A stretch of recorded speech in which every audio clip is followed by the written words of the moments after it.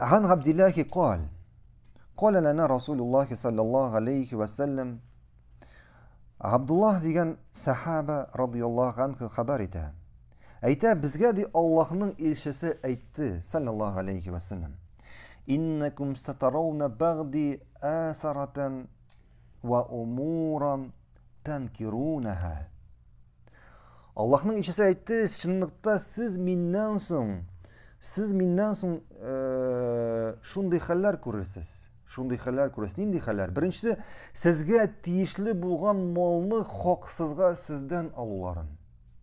Ya'ni sizning molingizni, sizga tiyishli bo'lgan molni haqsizga sizdan olularin, ya'ni sizga berasi molni sizga bermavlarin. Kim turnasi bora bunda? Amir podsho turnasi bora. Amir podsho turna, ya'ni shunday amirlar, podsholar kelar, sizga tiyishli bo'lgan molni olurlar o'zlarini, ham sizga tiyishlisini bermaslar. Va umurun tankirunaha, shulay-uq ularning shiltaga loyiq bo'lgan yaramagan amallar qilularini, ya'ni gunoh qilularini ko'rasiz. Qalu fama ta'muruna ya Rasululloh. Hammani sahobalar eshitib aytdilar: "Ey Allohning elchisi, agar biz shundan da bu kunga hali yashasak, ham shunday hallar ko'rsak, sen bizga narsa ishlarga amr etasan shunday vaqtda?" Qala addu ilayhim haqqahum. Sizda bo'lgan, ya'ni Allohga bo'lgan haqlarni berigiz. Ya'ni Alloh sizni nindi haq bilan yukladi shu kishilarga qarata, ya'ni amirlarga qarata, podsholarga qarata. Bu haqni Allohga berigiz. Vasalulloha haqqakum. Ya'ni o'zingizning haqlaringizni, sizga bo'lgan haqlarni Allohdan so'rag'iz. Sizga bo'lgan haqlarni Allohdan so'rag'iz. Bu bik muhim hadisda oxir zamon yaqinlashqach bo'lishi amirlar, podsholar to'g'risida bora. Oxir zamon yaqinlashqach. Albatta biz oxir zamon yaqinlashqach deb aytamiz, lekin o'ylamaylik, bu bizdan so'ng bo'lacaq deb. Oxir zamon endi yaqinlashdi. Payg'ambarimiz sallallohu alayhi va sallam oxirgi payg'ambar kelgach endi oxir zamon yaqinlashdi. Ham bu amirlar narsa ishlayacaklar so'nglar. Aytganimizcha, ular gunoh qilashaqlar. Ular kishilarga o'zlarining ostida bo'lgan, ya'ni o'zlarining hakimliklari ostida bo'lgan kishilarga zulmlik qilashaqlar. Ularni ranjitashaklar, mollarini olashaqlar. Ham payg'ambarimiz narsa amr etdi?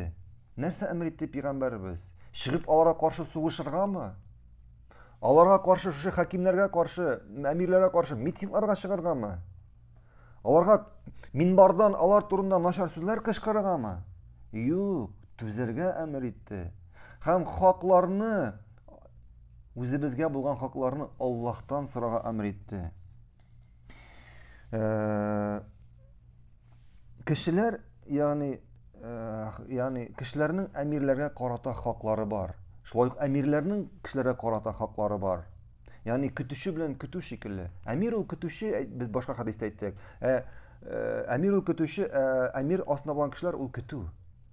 Shulay amirning haqlari bor, ham kishilarning haqlari bor. Shunga ko'ra bu hadisning ma'nosi amirlarga bo'lgan haqlarni kishilar o'targa tegish, lekin o'zlariga bo'lgan haqlarni ular kimdan? Allohdan so'raga tegish. Bu bik muhim masala bugungi kunda. Bik muhim hadis. Chunki bu bugungi kundagi bala. Qizg'anishga qarshi biz bugun buni o'tamaymiz. Nidir ishonmasa shundoq amirlarni suga boshlaymiz. Shundoq amirlarga qarshi chiqa boshlaymiz. Zabastovkalarga, mitinglarga chiqamiz. Bu durust tugul. Bu durust tugul. Ham endi amir deganda bunda podsholar turnasiz bormi? Bunda butun amir turna bor. Sho'y g'oyla boshlig'i er kishi u amir. Nindir o'rinning boshlig'i u amir. Yo'lga chiqding ekan kishilar bilan, anda amir deb qo'yding ekan bir kishini, u amir. Borisida amirlar. Hamda ular bu hadis borisida o'z ishini ola. Qarag'iz bugun qo'y bir davlatlarga. Mana bugun bizning ko'zimizda misol bor. Bugungi kunda biz ko'ramiz bu misollarni, lekin biz uni anglamaymiz. Qarag'iz bugungi kunda davlatlarga nindi motor yashab yotgan davlatlar yo'qqa chiqalar. Kishilar bir-birini o'tiralar. Ni uchun? Buning boshi narsada ham biz ularni ko'rdik.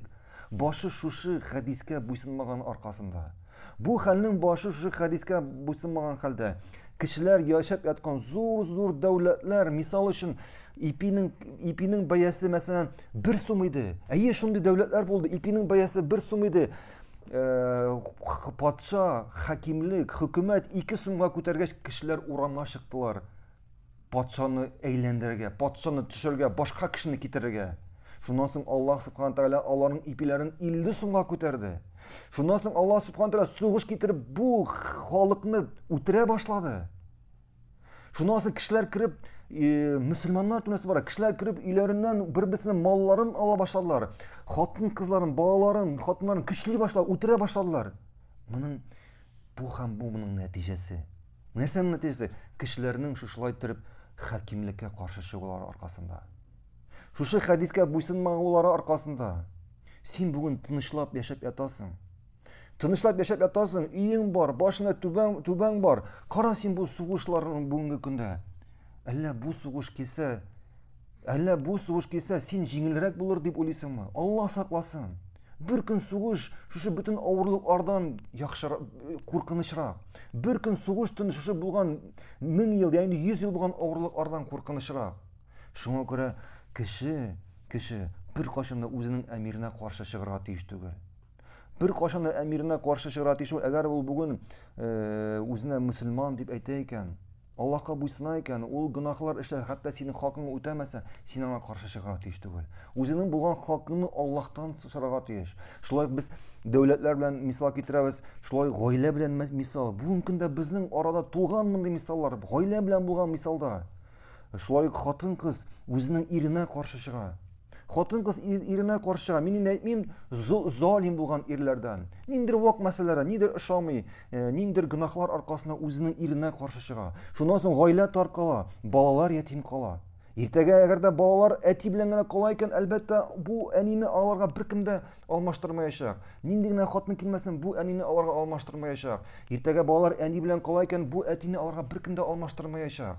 Һәм гаиләләр таркала, балалар ятим кала, һәм ир һәм хатын бәхетсез була. Һәм буларның нәтиҗәсе, нәрсәнең нәтиҗәсе? Кешеләр үзләренең хакимнәренә каршы чыгу мәсьәләсенә. Ягъни кешеләр үзләренең патшаларына, үзләренең әмирләренә каршы чыгу мәсьәләсе, чыгуның сәбәбе.